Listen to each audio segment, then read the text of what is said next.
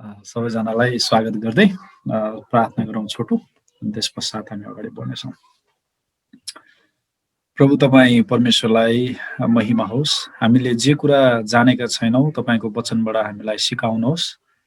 हामीले जे कुरा गर्न सकिराखेका छैनौँ पवित्र आत्माको शक्तिमा हामीलाई गर्न सक्ने ल्याउनुहोस्। हामी जुन स्वरूपमा येशू ख्रीष्टको स्वरूपमा हुनुपर्ने छ हुन सकिराखेका छैनौँ तपाईँ येशू ख्रीष्टले पवित्र आत्माको शक्तिमा हामीलाई तपाईँको स्वरूपमा बनाउँदै लानुहोस्। आजको कक्षाहरू विषयवस्तुहरू जुन छलफल गर्छौँ तपाईँ परमेश्वरले आशिष दिनुहोस्। फेसिलिटेट गर्ने म आफैलाई र हामी जति सहभागीहरू छौँ हामी सबैले इक्वल्ली कन्ट्रिब्युट गर्नको लागि तपाईँ प्रभुले हाम्रो मनहरू हाम्रो हृदयहरू खोलिदिनुहोस्। जसरी इम्माउसको बाटोमा चेलाहरूको हृदयहरू खोलिदिनु भएको थियो। प्रभु हाम्रो हृदयहरू खुल्ला छन्। हाम्रो मन मस्तिष्क विचारहरू भावनाहरू एज इट इज तपाईँको उपस्थितिमा खुल्ला हामी ल्याउँदछौँ। स्वीकार गर्नुहोस् येशू ख्रीष्टको नाममा आमेन। हामी पाठमा जानेछौँ। म स्क्रिन सेयर गर्छु। मलाई होस्ट बनाइदिनु भयो भने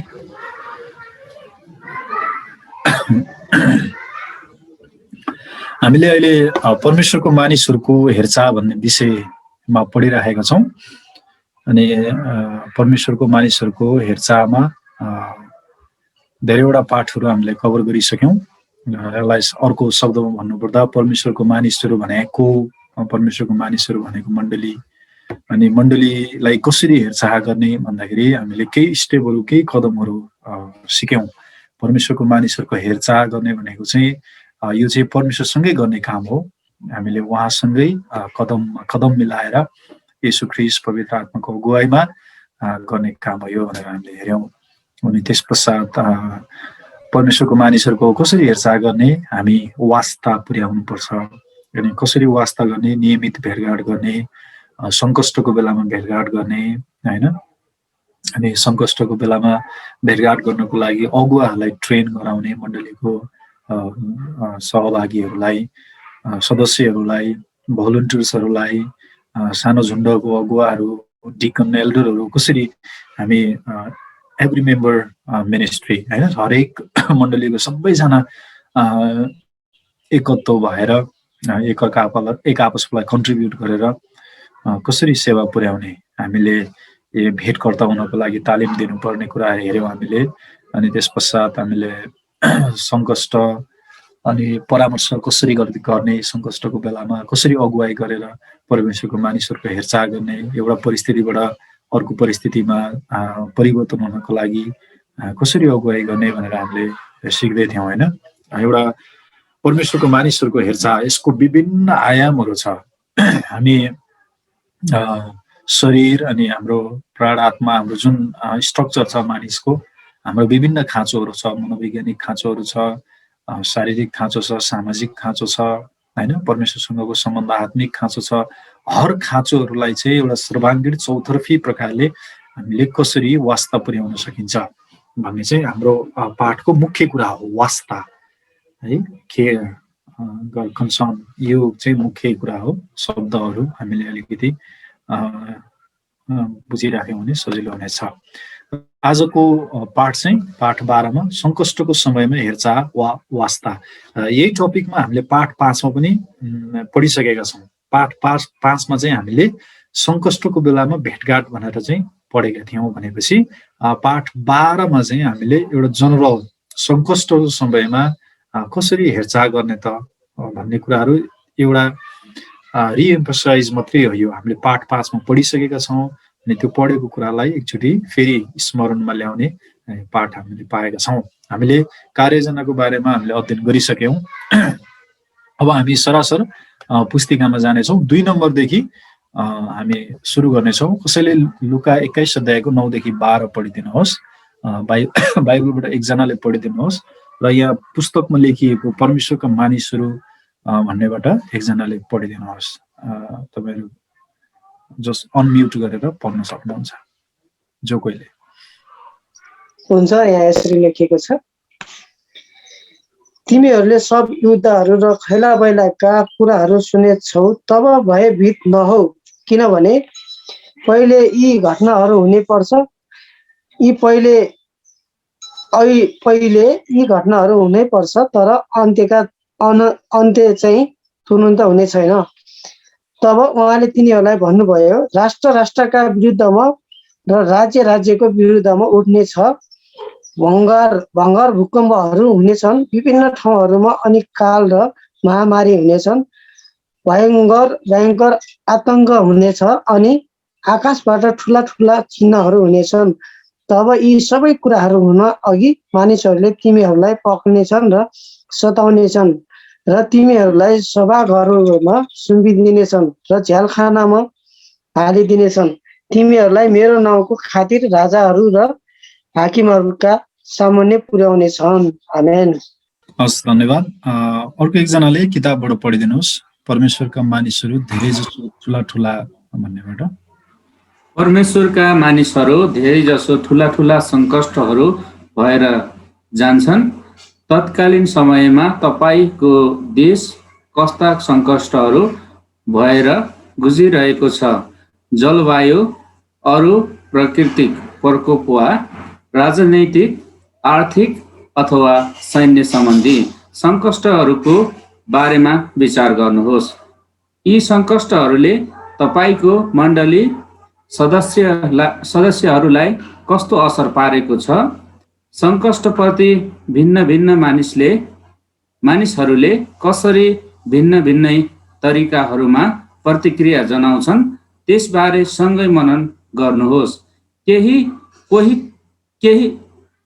कोही क्रोधित, हताश वा डराउँछन्।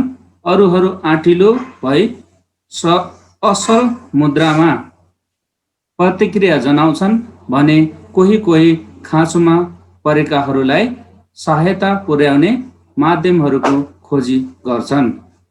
धेरै धन्यवाद। अब एकछिन विचार गरौँ। परमेश्वरका मानिसहरू धेरै ठुल्ठुला सङ्कष्टहरू भएर जान्छन्। मण्डली अथवा हामी चर्च कसरी बुझ्छौँ? अहिले हामीले भोगिरहेको सङ्कष्टहरू के होला? नेपाल बाहिर कस्तो सङ्कष्ट भएर गइरहेको छौँ हामी?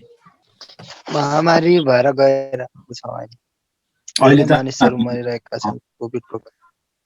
हजुर, अनि धेरै सङ्कष्टहरू भइरहेछ। नेपालमा पनि धेरै महामारीहरू भोग्यो हामीले, होइन? कहिले उता सुदूरपश्चिमका जिल्लाहरूतिर हैजाको महामारी सुनिन्छ, कहिले ज्वरोको महामारी सुनिन्छ, होइन? धेरै प्रकारको सङ्कष्ट हुन्छ मानिसको जीवनमा। प्राकृतिक सङ्कष्टहरू हुन्छ, कति मानव निर्मित सङ्कष्टहरू हुन्छ, कति एउटा मानिसले देख्न नसकिने जैविक, होइन, त्यो प्रकारको महामारीहरू हुन्छ। भूकम्प पनि आएको अरे नेपालमा धेरै 2018 मा। धेरै प्रकारको सङ्कष्टहरू भएर गएको छ। अरू अहिले इजरायल र गाजा कि प्यालेस्टाइनको पनि निकै ठुलो युद्ध थियो। त्यो पनि काइन्ड अफ क्राइसिस नै होला, सङ्कष्ट नै होला अन्तर्राष्ट्रिय रूपमा। जस्तै नेपालको सन्दर्भमा कुरा गर्दाखेरि नेपालमा पनि अहिले महामारीले निकै असर गरेको छ। कोरोना, यसको असरहरू, लकडाउन, अनि मृत्यु, बेरोजगार, धेरै अवस्थाहरू सिर्जना गरेको छ। यहाँ प्रश्न छ, तपाईको मण्डलीलाई, सदस्यहरूलाई कस्तो असर पारेको छ कोरोना यो महामारीले अहिले तत्काल? र यो कोरोनालाई कसरी मानिसहरूले प्रतिक्रिया दिइरहेका छन्, के हो भनिरहेका छन्, एउटा मान्छेको विश्वास अनुसार, होइन, मान्छेको विश्व परिदृश्य दृष्टिकोण अनुसार कसरी सान्त्वना लिइरहेका छन्? के लाग्छ तपाईहरुलाई?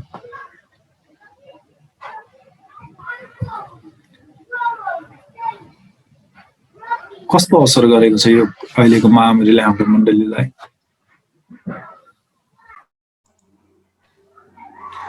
हजुर सर, महामारीले अहिले विशेष गरी हाम्रो मण्डली भवनहरू बन्द छ, जसले गर्दा नयाँ विश्वासी अनि त्यसै गरी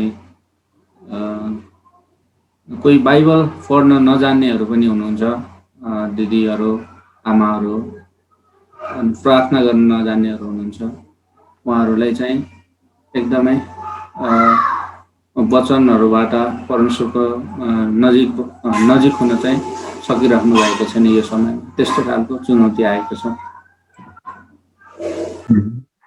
अहिले इन पर्सन हामी ग्यादर हुन सक्दैनौँ होइन, एकअर्कालाई सहायता गर्ने कुराहरू कमी छ। अरू के कस्तो असर गरेको छ हाम्रो सदस्यहरूलाई?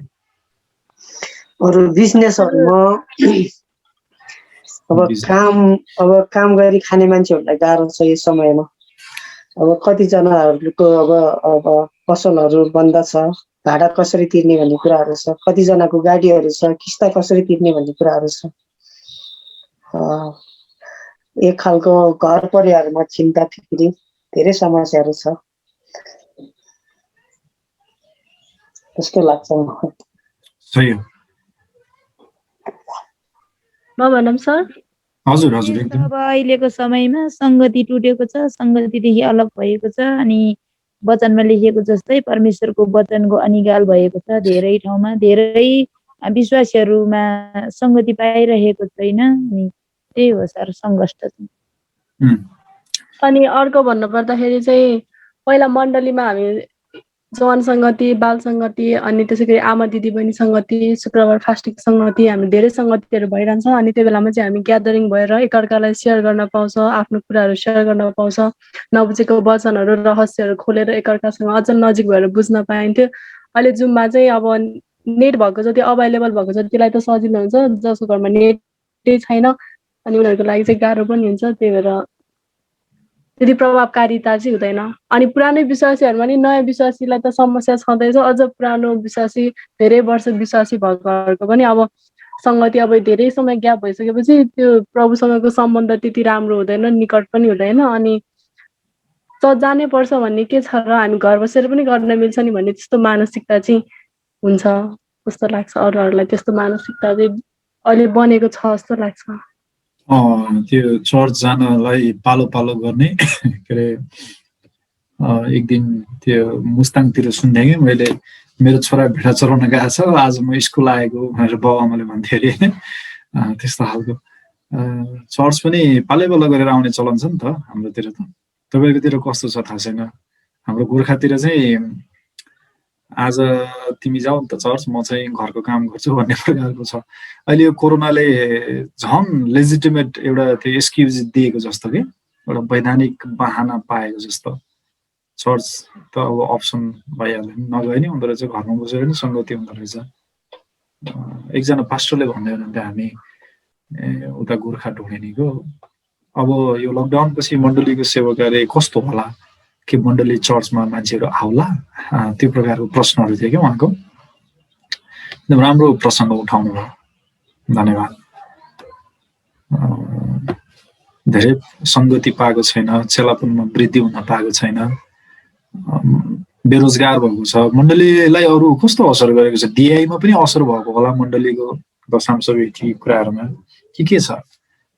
सबैभन्दा तपाईँको अहिले यो लकडाउनको कारण भेटीहरू चाहिँ हामीले आज घरमा बस्नु परेको छ, घरमा बस्नु परेको छ। म के बोलौँ सर? हुन्छ सर, हुन्छ। गेमु शेर्पा दाजु, हजुरले पास्टरज्यू हजुरले हुन्छ। यो विशेष गरी आज यो चर्चलाई आज यो लकडाउनले बन्दले चाहिँ अब तपाईँको अब भनिसक्नुभयो, किनकि सजिलोपनहरू मानिसहरूलाई भएको छ। एकदमै चर्चको सदस्यहरूलाई सजिलोपन अहिले महसुस गरिरहेको छ उहाँहरूले। आज कम्तीमा पनि तपाईँको आधी घन्टा सायद 20 मिनट 15 मिनट त हिँडेर चर्च जानु पर्थ्यो, समूहमा रहेर प्रभुको महिमा गर्थ्यो, आराधना गर्थ्यो भने आज घर घरबाट भएको भएर आज एकदमै तपाईँको त्यो सजिलोपन भएको छ। अब भोलि न यत्तिकै पो रहने हो कि भन्नु पनि नसक्ला जस्तो अवस्थाहरू। र विशेष गरी अहिले अब जति पनि आज रेन्जमा भएको भवनहरू अहिले तपाईँको एकदमै गाह्रो छ। अब किनकि घरमा बसेर भेटी दशंश उठाए तापनि काम कार्यहरू व्यवसायहरू नभएपछि एकदमै त्यो आर्थिक कुरा चाहिँ तपाईँको अब एकदमै नै गिरेको कुराहरू हामी पाउँछौँ। र जसको काम छैन, जसले कमाउँदैन, जसको व्यवसाय छैन, हामीले त्यहाँ चाहिँ एउटा आर्थिक कुरामा चाहिँ सपोर्ट गर्नु एकदमै गाह्रो छ। त्यस भएको हुनाले अब त्यो एकदमै रेन्जमा भएको भवन हामीले जसरी समूहमा रहेर त्यो चर्च भवनमा हामी हलहरू लिएर हामी सेवा गर्छौँ भनेदेखि चाहिँ अहिले यो बेला चाहिँ एकदमै गाह्रो अवस्थाहरू यो धेरै माथि जन्यो भने धेरै लामो अवस्थामा हामीले यसलाई चाहिँ बिहोर्नु पर्ने हो भने चाहिँ एकदमै समस्याको मैले चाहिँ एकदमै समस्या देखिरहेको छु, समस्या पुर्याइरहेको छ। किनकि तपाईँको अब हामीले काम व्यवसाय नभएपछि आर्थिक कुरालाई वृद्धि गर्न सक्दैनौँ र भाडाहरू तिर्ने कुराहरूमा तपाईँको रेन्टहरू तिर्ने कुराहरूमा हामी एकदमै हामी सक्दैनौँ। त्यो अवस्थामा चाहिँ हामीलाई समस्याहरू गाह्रो अप्ठ्यारोहरू आएको जस्तो हामीले महसुस गरिरहेको छौँ। अनि कतिपय त्यो सङ्गति जन्य कुराहरूमा तपाईँको अब अघि हजुरले भनिसक्नुभयो, किनकि पालो पालो गाई बस्तु हेरेर कुनै चर्च जने कुनै त्यो पनि अहिले बहानाबाजी भइसकेको छ। तर पनि अब गाउँ गाउँमा त तपाईँको 1 घन्टा 2 घन्टा हिँडेर अब चर्च जानु पर्थ्यो र पनि तपाईँको इन्टरनेटको माध्यमहरू छैन, विकट ठाउँहरूमा तपाईँको त्यहाँ चाहिँ एकदमै सुविधाहरू छैन र त्यो भए तापनि चलाउनु नजान्ने प्रविधि उहाँहरूलाई थाहा नभएको कारण पनि सङ्गतिबाट वञ्चित हुनु परेको छ। जस्तै तपाईँको त्यहाँ पनि अब एकदमै चर्चको सदस्यहरू चाहिँ तपाईँको अब हामी चाहिँ चर्चमा जुट्दैनौँ भनिसकेपछि चाहिँ उहाँहरू पनि बाध्य भएर घरमा बसिरहनु भएको छ। तर जतिजना सक्छ त्यतिजना जुटेर उहाँहरू प्रभुको त महिमा गर्दै हुनुहुन्छ। तैपनि समूहमा रहेर एकदमै अगुवाहरूले सुनाएको, अगुवाहरूले अगुवाई गरेको शिक्षाहरूलाई उहाँहरूले लिनु पाइरहेको छैन यो समय। त्यो प्रकारले पनि हामी एकदमै यो समय चाहिँ त्यसरी गाह्रो बनाइरहेको महसुस चाहिँ गरिरहेको छौँ। सर हुन्छ, यति मेरो भनाइ राख्न चाहेँ। धन्यवाद। हजुर, धन्यवाद पास्टरज्यू हजुरलाई। जस्तै अहिले हामीले लुकाको 21 अध्यायमा पनि पढ्यो होइन, जब जब सङ्कष्ट महामारीहरू आउँछ अनि मानिसहरूले आफ्नो प्रकारले त्यसलाई प्रतिक्रिया जनाउँछन्। जस्तै मण्डलीले अहिले कसरी ती सङ्कष्टहरूलाई प्रतिक्रिया जनाउँदैछ। यहाँ उदाहरणहरू पनि दिएको छ। कोही क्रोधित हुन्छन्, कोही डराउँछन्, भयभीत हुन्छन्, अनि कतिजना चाहिँ आँटिलो भएर असल मुद्रामा प्रतिक्रिया जनाउँछन् भने कोही खाँचोमा परेका मानिसहरूलाई सहायता पुर्याउनको लागि नयाँ माध्यमहरूको खोजी गर्छन् होइन। अनि कसरी रेस्पोन्स गरिराख्नु भएको छ तपाईँको मण्डलीले त्यस्तो सङ्कष्टको बेलामा? त्यही त यो दिनहरूमा चाहिँ तपाईँको अब यो सङ्कष्टको घडीमा अब कतिपय समय क्रोधित पनि हुन्छन् सदस्यहरू, किनकि यस्तै अवस्था बस्ने हो भने त हामी कसरी रहने कसरी बस्ने त्यस्तो पनि। तर प्रभुको वचनतिर ध्यान दिँदैन उहाँहरू। तर अब कतिपय चाहिँ अब किनकि हामीले चाहिँ यो बेला हामीले आफ्नो भाग पनि काटेर आफ्नो घाँस पनि काटेर अरूलाई दिने समयहरू आएको छ भन्ने कुराहरूले पनि कसैले चाहिँ उत्साह दिनु सक्नुहुन्छ, दिनुहुन्छ। त्यो विचारहरू उहाँहरूमा आउँछ। कतिपयको चाहिँ त्यो विचारहरू हुन्छ कि अब के गर्ने होला, कसो गर्ने होला, कसै डर हुन्छ, यतिकै बस्ने हो कि यो अवस्थामा रहने हो कि भन्ने प्रकारले पनि त्यसरी हामीले महसुसहरू गरिरहेको छौँ। सदस्यहरूको त्यसरी लिइरहेको छौँ।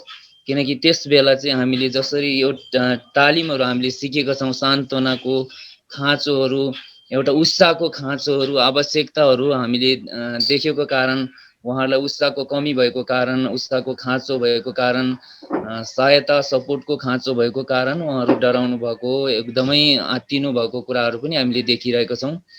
त्यस्तो प्रकारले चाहिँ मैले यो समयहरूमा चाहिँ देखिरहेको छु सर। जस्तै हामीले बिहान अनलाइन ट्रेनिङ गरिरहेका छौँ यो क्रसवे चर्चको अगुवाहरूसँग। अनि त्यहाँ चाहिँ धेरै जस्तै अहिले यो कोभिडको कारणले गर्दा धेरै पास्टर अगुवाहरू पनि निकै निराशामा पुगेको भनेर चाहिँ हामीले छलफल गरेका थियौँ। चर्चमा दिआईको कुराहरू छैन, अनि फिल्डमा गएर सुसमाचार सुनाउन सकेको छैन। अघि पास्टरज्यूले भने जस्तो मण्डलीको भाडाहरू तिर्न अप्ठ्यारो छ, अनि विश्वासीलाई दशांश इन्करेज गर्नलाई पनि अप्ठ्यारो छ। कतिजनाले जागिर गुमाएको छ, बेरोजगार छ होइन। चर्च भेटिदेऊ, दशांश देऊ भन्नुलाई पनि कसरी गर्ने भनेर चाहिँ धेरै पास्टर अगुवाहरूको कन्सर्न थियो। अनि कतिजना पास्टर अगुवाहरूले चाहिँ के भन्दै हुनुहुन्थ्यो भन्दाखेरि अहिले यो माहौलले गर्दा चाहिँ हामी भित्र घरमा बसिरहनु पर्दा एउटा एङ्गर, धेरै रिस उठ्ने, झन्झट हुने, अनि छोराछोरीसँग त्यतिकै रिसाउने, दिक्क लाग्ने, फ्रस्ट्रेसन, एउटा निराशा यस्तो भइरहेको छ। अब यस्तो बेलामा चाहिँ अगुवाहरूलाई पनि कम्फर्ट गर्नु पर्यो, फोन गर्नु पर्यो, सञ्चार गर्नु पर्यो, केही समय कुराकानी भलाकुसारी गर्नु पर्यो, हामी छौँ है यसरी गरौँ है भनेर एकअर्कालाई उत्साह दिनु पर्यो भनेर चाहिँ हाम्रो साथीहरूले छलफल गरिराख्नु भएको थियो होइन। त्यसै गरेर अहिले कति मानिसहरू डरमा भएको मानिसहरूलाई यो सङ्कष्टले जुन परिस्थितिहरू उब्जाएको छ, यो सबै परिस्थितिहरूलाई चाहिँ एउटा पास्टोरीय ढङ्गले हामीले एकअर्काले कसरी सेवा पुर्याउन सक्छौँ होला? केही आइडियाहरू तपाईँहरूसँग छ भने जो कोहीले जवाब दिन सक्नुहुन्छ है। यसमा यो भयो यो हुन लाग्यो भनेर बस्नुभन्दा खाँचोमा गएको मान्छेलाई सेवा गर्नु चाहिँ अझै बुद्धिमानी होला। तपाईँलाई के लाग्छ? मेरो त सही, एकदमै सही, मैले चाहिँ सही ठाने त्यसलाई चाहिँ। तर अरू असल हुन्थ्यो अझ। हजुर जय मसी। जय मसी सर। अब अहिले यो एकदमै अवस्था अलिकति एकदमै अलि गाह्रो छ अहिले सबैजनालाई, अनि पास्टरहरूलाई पनि निकै गाह्रो छ। जुन पास्टरहरू अझ फुल टाइम अरू काम नगरिकन गर्छन् उहाँहरूको लागि त झन् निकै गाह्रो। अस्ति म सुन्दै थिएँ एकजना पास्टर बिचरा 3-4 दिनसम्म मकै मात्रै भुटेर खाएको छ, अरू केही पनि छैन भन्ने कुरा मैले काठमाडौँमा सुन्दै थिएँ। अनि निकै गाह्रो अवस्थाहरू म देख्छु। अनि यो अवस्थामा चाहिँ प्रेरित 2 अध्यायको 42 पद भने चाहिँ आफूसँग भएको कुरा चाहिँ बाँडचुट गर्नु चाहिँ यो असल हुन्छ होला सायद। त्यो बेलाको समयमा मण्डलीमा वृद्धि पनि, अघि सरले भने चाहिँ अब यो यस्तो आतंक छ भनेर डराइराख्नु भन्दा अब कसरी हुन्छ एकअर्कालाई पास्टर होस् विश्वासी रोगी अवस्था कसरी हुन्छ सहायता गर्न सक्यो भने त्यो असल हुन्छ मलाई लाग्छ। तपाईँ बोल्दै गर्दाखेरि को पास्टर हुनुहुन्छ यो अवस्था फेस गर्नुभएको? केही नाम कन्ट्याक्ट नम्बरहरू केही पाउन सकिन्छ? मेरो एकजना विवाह गरेको मण्डलीबाट विवाह गरेको छोरीले मलाई यो कुरा बताएको। म उहाँद्वारा कन्ट्याक्ट तपाईँलाई दिन सक्छु अहिले फोन गरेर एकछिनमा। हुन्छ, मलाई त्यो डिटेल बताइदिनुहोस् न है, त्यो भयो भने उहाँको विषय म बताइदिन्छु। अनि यति बेला पास्टरहरू पनि अब एकदमै यति बेला चाहिँ मलाई के लाग्छ भन्दाखेरि विश्वासीहरू निराश भयो भने चाहिँ पास्टरले उत्साह दिन जानुपर्ने। मेरै चर्चमा 10-12 जना विश्वासीलाई कोरोना भाइरस भयो, कति नयाँले नबुझ्ने पास्टरलाई बोलाउने प्रार्थना गर्नलाई। अब नजाउँ भने अब त्यो ब्याकस्लाइड होला भने जाउँ भने पास्टरको पनि परिवार छ, गाह्रो। अनि यस्तो चुनौतीहरू छ, के गर्ने भनेर कहिलेकाहीँ पास्टरको लागि पनि एउटा विशेष पास्टर अगुवाहरू पनि बृहत यस्तो जुम मार्फत भए पनि अब कसरी चाहिँ अब यो क्षेत्रमा यस्तो समस्याबाट लड्ने पास्टरहरू कसरी चाहिँ सहायता पुर्याउन सक्ने पास्टरहरूले एकअर्का पास्टरमा भन्ने एउटा छलफल गर्नुपर्छ। अनि पास्टर वरिष्ठ पास्टरहरूले अब सरसल्लाह दिनुपर्छ जस्तो लाग्छ। अनि ताकि हामी विश्वासीहरूलाई हामीले यो अवस्थामा पनि कसरी उनीहरूलाई फोनबाट हुन्छ कसरी हुन्छ सहायता पुर्याउन सकौँ, आत्मिक रूपले अब भौतिक रूप आर्थिक रूपमा होइन। त्यसको लागि त छलफल पास्टरहरूसँग पास्टरलाई सल्लाह दिने व्यक्ति नभएको अहिले अवस्था म आफैले पनि महसुस गरेको छु। त्यो खाँचो मैले महसुस गरेको छु। अनि यो कुरा चाहिँ मलाई लाग्छ भयो भने पास्टरहरूलाई पनि यो बेला कसरी लड्ने कसरी सहायता गर्ने सल्लाह दिने व्यक्ति भयो भने अनि प्रेरित 2 अध्यायको 42 पद अनुसार गर्न सक्यो भने सायद हामी लड्न सक्छौँ यो कोरोना यो सङ्कटको बेलामा। हुन्छ, धन्यवाद। धन्यवाद पास्टरज्यू, एकदमै राम्रो पोइन्ट निकाल्नुभयो। हाम्रो यही छ बुझाइ, पास्टरी सेवा नेपालमा बुझाइ हाम्रो त्यति फराकिलो छैन, हामी सिक्दैछौँ, पहिलो पुस्ता मात्रै हुँदैछ। त्यही त कोरोना लाग्यो घरमा अनि पास्टरलाई प्रार्थना गर्न बोलाउने। अनि त्यसपछि गोर्खामा चाहिँ एउटा के भएको थियो भन्दाखेरि विश्वासीलाई कोरोना लाग्दैन भन्ने प्रकारको नि भएको थियो। अनि एकजना पास्टरले चाहिँ म विश्वास गर्छु लाग्दैन भन्ने कुरा पनि थियो। त्यो प्रकारको शिक्षाहरू नै आएको थियो। पछि चाहिँ सबैले बसेर छलफल गरेर त्यसलाई समाधान गर्नुभयो। यो परिस्थितिहरू छ, धन्यवाद एकदमै। पास्टर अगुवालाई पनि हामीले अहिले कसरी मण्डलीको सेवालाई वास्ता गर्ने, आफ्नो भेडाहरूलाई आफ्नो बगाललाई कसरी वास्ता गर्ने, यो महामारी विशेष यो कोरोना जसले चाहिँ हामीलाई हिँड्न प्रतिबन्ध लगाएको छ, भेट गर्न प्रतिबन्ध लगाएको छ, समूहमा भेला हुन प्रतिबन्ध लगाएको छ। यस्तो परिस्थितिमा कसरी वास्ता गर्ने, यो एकदमै राम्रो पोइन्ट तपाईँले उठाउनुभयो, धन्यवाद। हामी सायद छलफल गर्दै जान्छौँ। त्यो अघि भन्नुभएको पास्टरजीको ठेगाना फोन नम्बरहरू अवस्थाहरू बुझ्नु पाए हामी पनि सेवामा सहभागी हुने अवसर पाउँथ्यौँ। अब अगाडि बढौँ हामी। यशाया 41:17 एकजनाले पढिदिनुहोस्। म यहाँ नामै भन्नु पर्यो, हाम्रो इन्टरनेट कस्तो छ फेरि है, इन्टरनेटले पनि गर्छ। सुकमानजीले पढिदिनु, सुकमानजी देख्नु भएको छ। यशाया 41 को 17 पद अनि रोमी 8 अध्यायको 35 देखि 39 चाहिँ हाम्रो उत्साह जागृति मण्डलीबाट पढिदिनुहोस् दुईजनालाई। यहाँ यसरी लेखेको छ, गरिब र दरिद्रहरूले पानी खोज्छन् तर कोही पनि हुँदैनन्, तिनीहरूको जिब्रो प्यासले सुन्ने छ, तर म परमप्रभुको तिमीहरूलाई जवाब दिनेछु, म इजरायलका परमेश्वरले तिमीहरूलाई त्याग्ने छैन। आमेन। धन्यवाद। रोमी 8 अध्यायको 35 देखि 39 पनि पढिदिनुहोस्। उत्साह जागृति मण्डली देखेको थियो कि त्यहाँ नाम पढिदिनुहोस्। रोमी 8 को 35 देखि यहाँ यसरी लेखिएको छ, कसले हामीलाई ख्रिस्टको प्रेमबाट अलग गर्ने, कि सङ्कटले अथवा दुःखले वा खेदोले वा अनिकालले वा नग्नताले अथवा खतराले वा तरबारले? यस्तो लेखिएको छ, तपाईँको खातिर हामी दिनभरि मारिन्छौँ, काटिने भेडाहरू जस्तै हामीहरू गनिएका छौँ। होइन, यी सबै कुरामा हामीलाई प्रेम गर्नुहुनेद्वारा हामी विजेताहरू भन्दा पनि अझ बढी छौँ, किनकि म यो पक्का गरी जान्दछु कि मृत्युले वा जीवनले, स्वर्गदूतहरूले वा प्रधानताहरूले, वर्तमानका कुराहरूले वा पछि हुने कुराहरूले वा शक्तिहरूले, उचाइले वा गहिराइले वा सारा सृष्टिमा भएका कुनै पनि कुराले ख्रिस्ट येशू हाम्रो प्रभुमा भएका परमेश्वरको प्रेमबाट हामीलाई अलग गर्न सक्ने छैन। आमेन। आमेन। धन्यवाद। यो खण्डहरूमा परमेश्वरले के प्रतिज्ञाहरू गर्नुभएको छ उहाँका मानिसहरूको लागि? यशाया 41 र रोमी 8 मा परमेश्वरको प्रतिज्ञाहरू के छ तपाईँले पढ्दाखेरि नोट गर्नुभयो? यहाँ चाहिँ हामी जस्तो सङ्कट भए पनि होइन, सङ्कटमा हुँदा या दुःखमा हुँदा, अब अहिलेको परिस्थितिलाई हेर्दाखेरि चाहिँ के अरे अनिकालहरू भएको छ, अनि कतिचोटि चाहिँ हामी आफै पनि अब अघि भर्खर सुन्यौँ कि पास्टरमा पनि त्यो समस्या भएको कुराहरू, तर यी सबै कुरा भएर गए तापनि हामीलाई चाहिँ परमेश्वरबाट चाहिँ कसैले पनि अलग गर्न सक्दैन।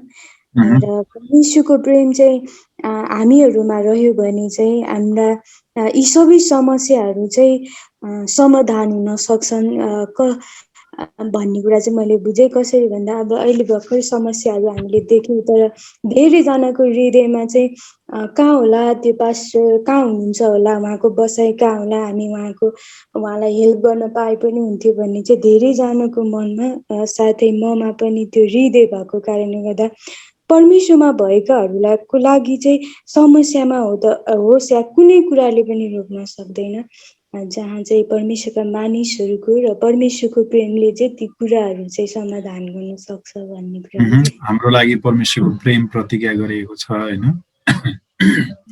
यशाया 41 को 17 पदमा परमेश्वर के प्रतिज्ञा गर्नु भएको छ परमेश्वरले उहाँको मानिसहरूको लागि? यशाया 41 को 17 पदमा चाहिँ अनि यसरी प्रतिज्ञा गर्नुभएको छ, गरिबमा हुँदा अब दरिद्रहरूले त्यो पानी खोज्दा अनि पानी नपाएर नि है जिब्रो सुक्ने अवस्थामा भन्दाखेरि त एकदमै भयङ्कर डर लाग्दो त्यो बेलामा त है, जिब्रो सुक्ने अवस्थामा हामी सासै फेर्न नसक्ने अवस्थामा पनि म इजरायलको परमेश्वर तिमीहरूलाई त्याग्ने छैन भनेर परमेश्वरले प्रतिज्ञा गर्नुभएको छ। परमेश्वरको एकदमै अटुट कृपा है, एकदमै महान कृपा चाहिँ यहाँ हामी देख्न सक्छौँ। परमेश्वरले छोड्ने छैन, त्याग्ने छैन भनेर प्रतिज्ञा गर्नुभएको। हजुर धन्यवाद। परमेश्वरले त्याग्ने छैन, म जुनसुकै अवस्था डेस्टिट्युट हुँदा पनि होइन, जुनसुकै अवस्थामा हुँदाखेरि पनि म तिमीहरूलाई त्याग्ने छैन, परमेश्वरको प्रतिज्ञा हो यो। धन्यवाद। किताबमा पढिदिनुहुन्छ कसैले सङ्कष्टको समयमा भन्ने प्रश्न छ, त्योभन्दा मुनि पनि महान सङ्कष्टहरू पनि छ, किताबबाट पढिदिनुहोस् कसैले। महान सङ्कष्टहरू र अस्थिरताको समयमा तपाईँ एक मण्डलीको अगुवा भएर परमेश्वरको मानिसहरूलाई दृढ भरोसा वा विश्वासमा जिउनको लागि कसरी तयार गराउन सक्नुहुन्छ? परमेश्वरको मानिसहरू भनेको मण्डलीलाई लिन सक्छौँ हामीले। दृढ भरोसा वा विश्वासमा जिउनको लागि कसरी तयारी गराउन सक्नुहुन्छ? एउटा अगुवा भएर हामीले के गर्ने? विश्वासी मण्डलीहरूको भरोसा चाहिँ परमेश्वरमा बढोस्, यस्तो दुःख सङ्कष्टको बेला भन्नको लागि हामीले कस्ता कदमहरू उठाउन सक्छौँ होला? केही उदाहरणहरू छ? केही इक्जाम्पलहरू दिन सक्नुहुन्छ? कस्तो कदमहरू उठाउने ताकि मण्डली एकदम पहिलो नम्बरमा उत्साहको आज सङ्कष्टमा परेको सदस्यहरूलाई चाहिँ तपाईँको एकदमै यो समयहरूमा परमेश्वरको वचनप्रति हामी एकदमै उत्साह दिन सक्छौँ। त्यस पश्चात अब उहाँहरूलाई जति पनि हामीले सेवा जसरी पुर्याउन सक्छौँ त्यो प्रकारले हामीले सेवा पुर्यायौँ भनेदेखि, अब नभएकोहरूलाई हामीले दिन सक्यौँ भनेदेखि, अब कतिपय यस्तो पनि छन् कि अब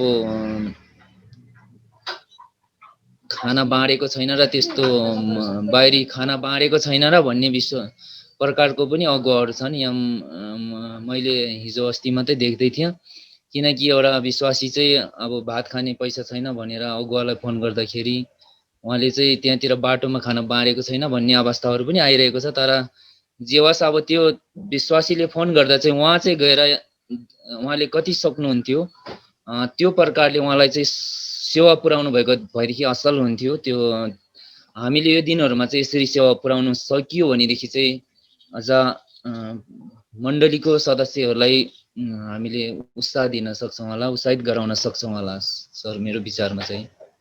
धन्यवाद, थ्याङ्क यू, धन्यवाद। हामी 3 नम्बरमा जाउँ। अघि पढ्न नपाउनु भएको हो, कसै एकजनाले पढिदिनुहोस्। 3 नम्बर यो हाइलाइट गरेको छ, सङ्कष्टको समयमा भन्ने।